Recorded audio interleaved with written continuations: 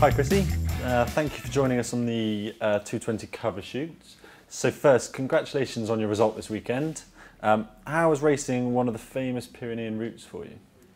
It was absolutely amazing. It was a last minute decision to enter the Étape de Tour. I hadn't really planned on doing it, and the organisers actually invited me to participate given my role in creating La Course by the Tour.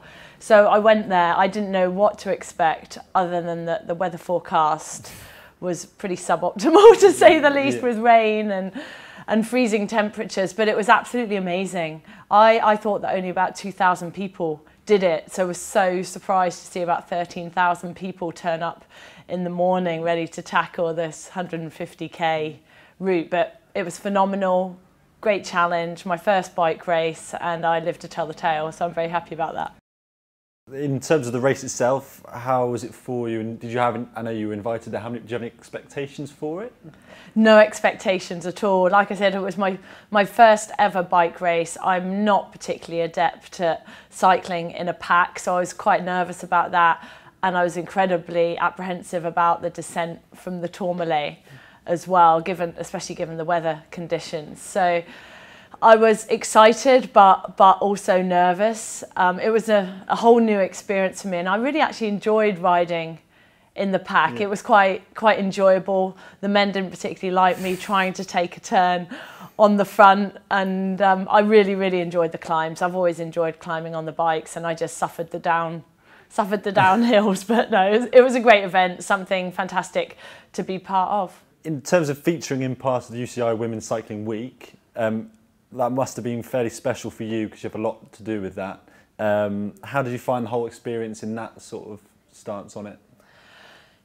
Yeah, obviously it's Women's Cycling Week, but I've spent the whole of the last year trying to promote women in sport and women's cycling. So this is really the culmination of all of my efforts and many other people's efforts.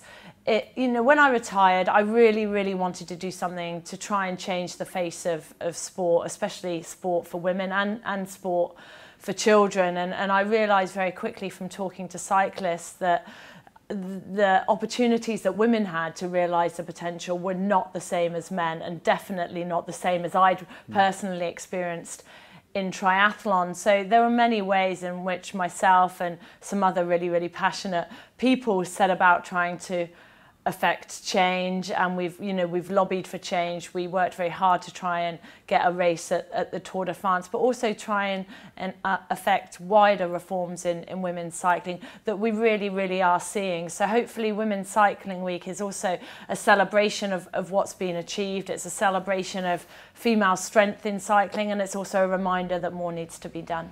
So moving on to the La Course, which is the weekend, and the women are going to be battling out on the Champs-Élysées.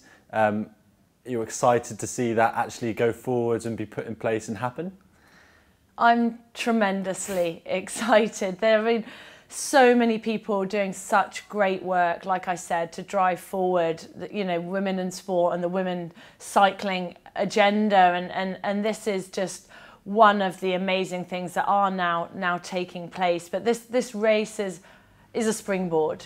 It's fantastic to have the opportunity to enable these women, these strong, competitive, aggressive women, to fight it out on the world stage.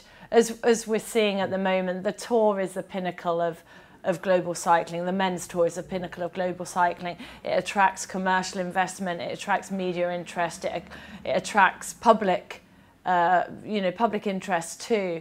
And so having a women's race on that, on the final day of the Tour de France, and all the eyeballs will be there, is really significant. And hopefully it will give women the platform to demonstrate what they're capable of. It will catalyse commercial investment. It will increase media interest and public interest. And that can only help the sport to grow further. So it's not a panacea, more needs to be done, but it's a great springboard. I'm proud to be part of it, and I'm so excited to be on the sidelines on Sunday. Moving on slightly, we've finally got our competition winner, Katie. Are you looking forward to meeting her and then going into that year mentoring her? This is a once-in-a-lifetime experience for me. I achieved so much in this amazing sport. So just to have the opportunity to mentor someone, to help them, to try and assist them in achieving their goals really is quite important to me, and something that will be very special.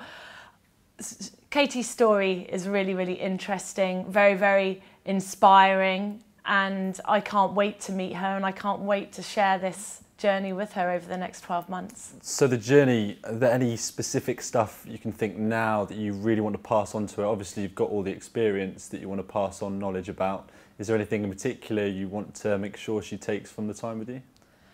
I'd love to ensure that she enjoys every single minute. I know from experience that there'll be lows that accompany the highs, but I want the overall experience to be one of fun, hopefully of friendship, and most importantly of enjoyment. This sport is amazing. It's given me so much.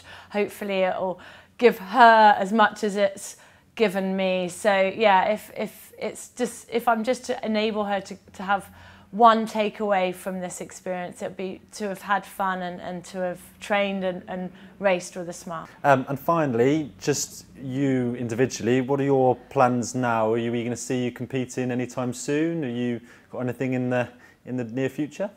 This year's been amazing already. I've done more races than I could have imagined doing, you know, trail races, bike races, the epic adventure, climbing the 3 peaks and cycling between them. So looking forward, I do have a few other things planned. I've honoured to be part of the first all-women's team that's taking part in a 3-day bike race called the Triathlon Tour.